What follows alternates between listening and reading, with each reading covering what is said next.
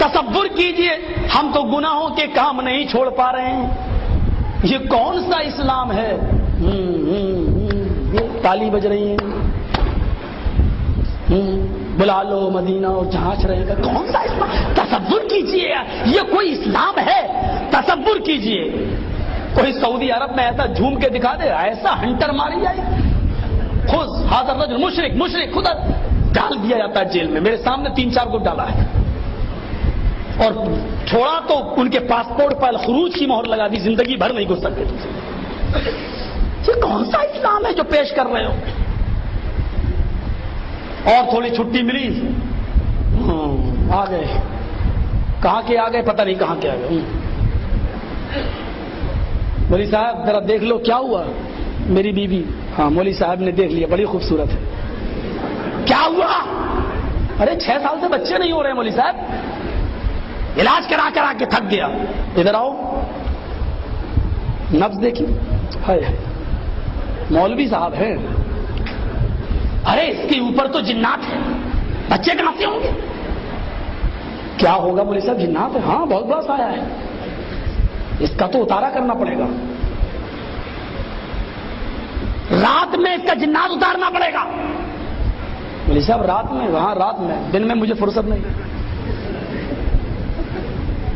رات میں اتارنے کے لیے لے جا رہا ہے، اس کا شوہر اس کے ساتھ جا رہا ہے. تم کہاں جا رہے ہو؟ کہ میری بیوی ہے. چپ، تو یہیں بیٹھ. ارے میری بیوی ہے وہ. ارے اس کا جنات اتر کے تیرے اوپر چل جائے گا. ایک اور مصیبت، مولوی ہارنے والا نہیں ہے.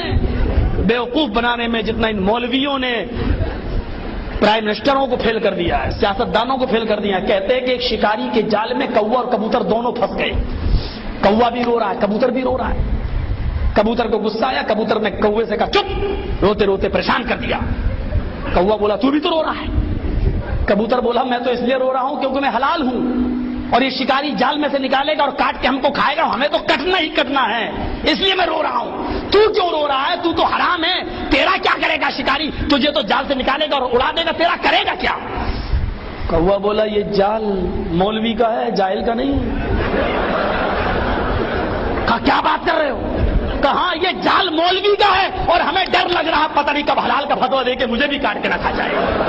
جو کوے اور کبوتر تک مولویوں سے پریشان ہوں تو پھر عوام، ایک کہتا اوپر باندھو، ایک کہتا نیچے باندھو. مولوی صاحب کیا صحیح؟ دونوں صحیح. ایک کہتا آمین زور سے بولو، ایک کہتا آہستہ بولو. دونوں صحیح. میں ہی پاگل ہوں، کر دو بریلی کے پاگل خانے میں بھرتی ہے، رانچی میں، آگرہ میں، کہاں لے جاؤ، کر دو، میں ہی پاگل ہوں. دونوں صحیح. ایک کہہ رہا حلال، ایک کہہ رہا حرام، دونوں صحیح. عجیب کیفیتیں پیدا کر دی ہیں، دین کو سمجھنا مشکل بنا دیا ہے. میرے پیارے ساتھیوں، آج ہم جائیں تو کہاں جائیں؟ ڈاکٹر امبیڈکر نے جب اسلام قبول کیا، قرآن حدیث پڑھی تو اسلام سمجھ میں آ گیا، کر لیا خوشی میں 20,000 لوگوں کے ساتھ. مہاتما گاندھی نے کہا مسلمان ہو گئے، بڑی خوشی کی بات ہے. کیوں اسلام کیوں قبول کیا؟ بولے ہمارے چھوت چھات ہے، برہما نے اپنے منہ سے برہمن کو پیدا کیا، ہاتھ سے ٹھاکر کو پیدا کیا، پیروں سے ہریجن کو. ارے یہ کوئی دھرم ہے؟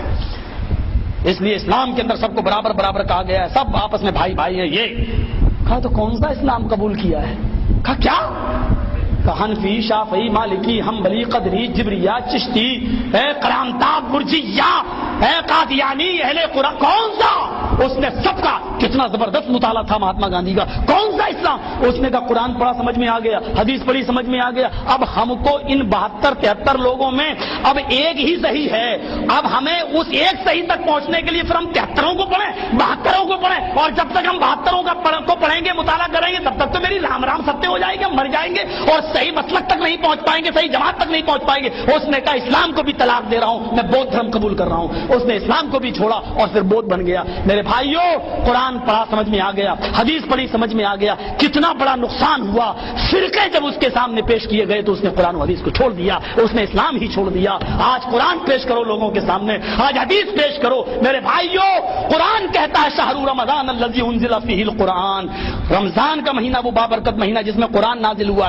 ھدی للناس، ساری دنیا کے لیے قرآن ہدایت ہے. ھدی للناس، اور جو ساری دنیا کے لیے ہدایت ہو، جو یہودیوں کے لیے ہدایت ہو، جو عیسائی عیسائیوں کے لیے ہدایت ہو، کیا وہ قرآن مسلمانوں کے لیے ہدایت نہیں ہو سکتا ہے؟ افسوس یہ ہے کہ جو قرآن ساری کائنات کے لوگوں کے لیے ہدایت ہے، آج وہ اپنے ہی درمیان وہ آج میرے بھائیوں ناشنا بنا ہوا ہے۔ آج ہم اسی قرآن کو نہیں پہچان رہے ہیں اور اس کی تعلیمات سے نہیں مت پڑھو، پڑھو گے اس کو سمجھ نہیں سکتے ہو تم، اور پتہ نہیں کیا کیا باتیں پیش کر دی جاتی ہیں۔